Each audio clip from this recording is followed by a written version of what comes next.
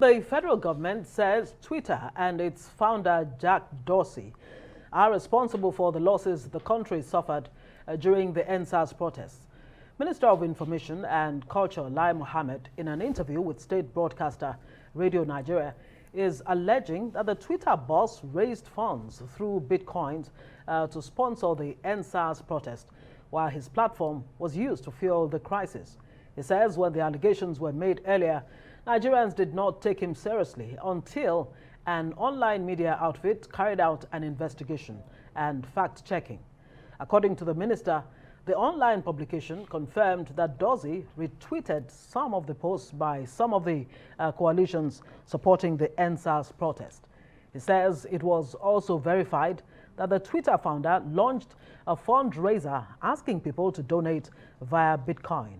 Mohammed added that Twitter consistently offered its platform to promote an agenda that's inimical to the corporate existence of Nigeria. Well, for more on this, we're joined by Special Advisor to Deputy Senate President on Legal and Constitutional Matters at National Assembly of Nigeria, Daniel BWALA. Daniel, glad to have you join us on Newsnight.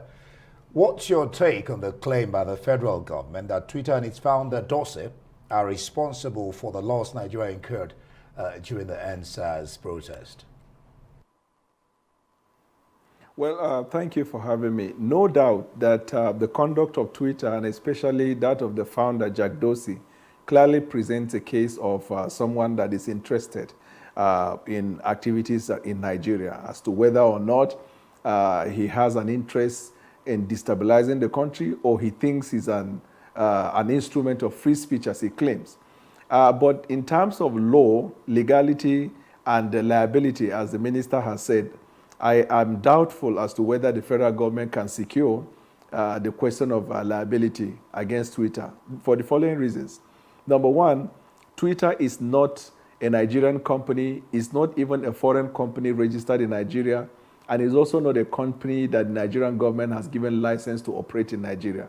Therefore, how do you start the issue of local standard? You have to have a local standard to institute an action. Then the issue of jurisdiction, since it's not a Nigerian, is not a company registered in Nigeria, is not a foreign company registered, and is also not a Nigerian company, it is doubtful as to whether the federal government can secure.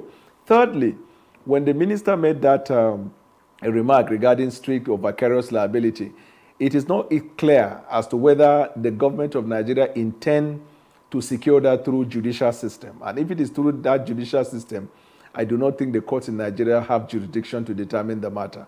And Twitter is deliberate about that. That is why in all the states, countries of the world, Twitter try to avoid as much as possible the tendency for them to either establish an office or to have visible employees. Because if you do have that, then the question of liability will come. They are headquartered in the United States, and it is deliberate. Now, the reason why it is very, very difficult, you have to take measures we're advising the government to do, which is like suspending Twitter until Twitter is able to comply with certain regulatory principles or comply with the takedown orders. That is the only remedy. But in terms of saying you are going to get, for example, let me deal with the issue of vicarious liability. The law is that for somebody to be vicariously liable for the conduct of an employee or agent, you have to establish that the person who performed the wrong conduct is an employee of that person. Twitter users in Nigeria are not employees of Twitter. And then secondly, you also have to establish that the conduct that you're complaining about was carried out by the employee or agent in the course of the employment. So what people put out on Twitter, first, they are not Nigerian, they are not employees of Twitter, and then secondly, they are not putting out that on the instruction of Twitter. So the issue of vicarious liability now will be destroyed, even within the framework of Nigerian law, not to talk of taking it to extra territoriality. And then secondly, the law of defamation, which is the subject matter, I believe what must have prompted the minister to raise the question, is that, for example, a country in Australia, they are able to amend their defamation law to now include two things: ISPs, which is internet service providers, and IC, internet content operators or something. These two sets of people have now been classified as publishers. So if a third party publish anything through their medium that defams the character of another, if the court established that they serve as publishers, then they become liable for the offense or conduct of the person, the user of their platform. But even then, if it is Twitter, for example, and you go to court in Australia to challenge the matter, the defamation law in Australia says the internet service providers or the internet content host, they are liable only to the extent that the law is that of Australia. Twitter will argue that they are not an Australian company, neither are they registered in Australia. But the premise behind what I call the misbehavior of Twitter is premised on Section 230 of the Communications Decency Act of 1996 of America, which the Supreme Court of the United States expanded the liberty of online platforms. Their liberty to put out content the way they like, to take out content the way they like, without somebody questioning them and without them being liable. I remember, I think in Reno versus ACLU, the matter went to the Supreme Court. And by that development, it becomes very, very difficult in America for you to secure an action against the online platform on the ground that the content published through their platform has defamed or has affected someone. At all that Jack Dorsey, as an individual, retweeted tweets by other people, apparently.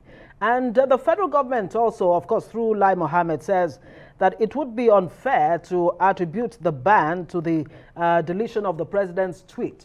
Of course, you and I know that the government has been, looking for ways to curb the excesses of social media use in the country. It seems from what Lai Mohammed is saying here that it has used that opportunity to put this ban, or suspension on Twitter. Now that the Nigerian government cannot action this in court, what are the other options, really, that the Nigerian government can, deploy?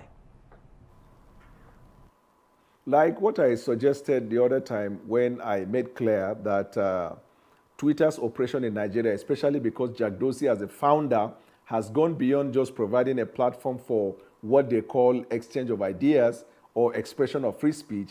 He as a person has so far committed himself in one or two activities in Nigeria that suggest that he's biased and or he's an agent of foreign government destabilizing Nigeria.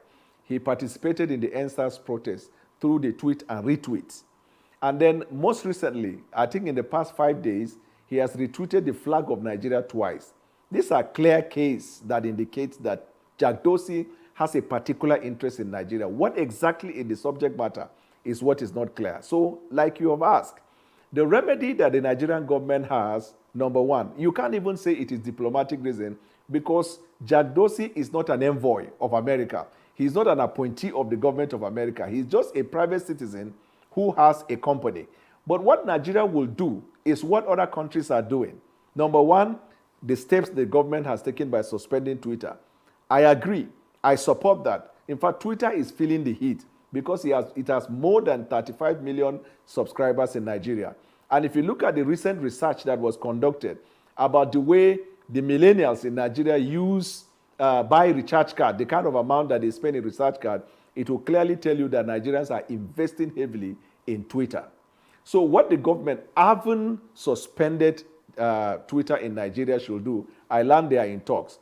But the conduct of Jack Dorsey so far suggested he's adversarial in the sense that he retweeted the flag of Nigeria on June 12th, the day that individuals in Nigeria went on protest. And then I think a day or two later, he retweeted again.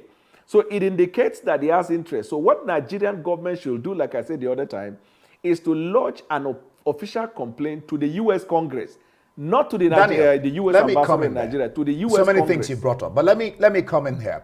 Currently, Twitter is also having a running battle with the Indian government and has had issues with about 60 countries all over the world. Do you think that Twitter and its founder, Dorsey, is what you could call a rabble-rouser that loves meddling in other countries' affairs?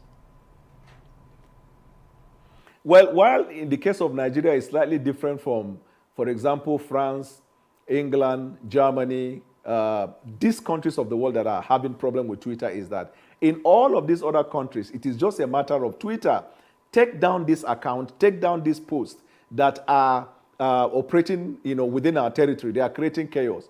In the case of Nigeria, apart from putting on the platform tweets that are capable of destroying the country, the Twitter founder is also participating in activities in Nigeria. Now, most of these countries, no doubt, he is more than just a rabble-rouser. He is a person of interest. The person of interest brings two things to focus. One, on the intelligence side, is for us to investigate and find out whether there is a correlation between Twitter's activities in Nigeria and the instability in Nigeria, the crisis. Then the other side is to take the measures that other states are taking, which is to suspend Twitter and then begin to negotiate with internet service providers on how they can block all internet access to Twitter in Nigeria. And then take the next level, which is to talk to the United States Congress so that they will summon Jack Dorsey, for Jack Dorsey to explain why he is operating within Nigeria. Because you see, Section 230 of the Communications Decency Act of the United States does not apply here. And the problem that Twitter and few other tech companies are having is that they are trying to apply what we call in international law as extraterritoriality. A law that works in America, they want to give it a universal application. And now there is a conversation in Harvard. How free is the free world from Silicon Valley? Because in one breath we say we are a free world to exchange ideas, but we have now fallen into the hands of tech owners who have unbridled power. They set their own rules. For example, your television station, although operates under the framework of free speech, but you have codes, and you're also regulated by a body in Nigeria. So also all mainstream media, they have some form of regulation, either self-regulated or government-regulated. Social media platforms are the only platform in the world today that are not self-regulated. They don't have rules for themselves, and they don't have regulations from the government. In other words, social media platform can change a government through civil unrest by promoting hate and promoting protests in a country. All right, Daniel, we'll leave it there. Thank you so much for your interesting contribution to the program.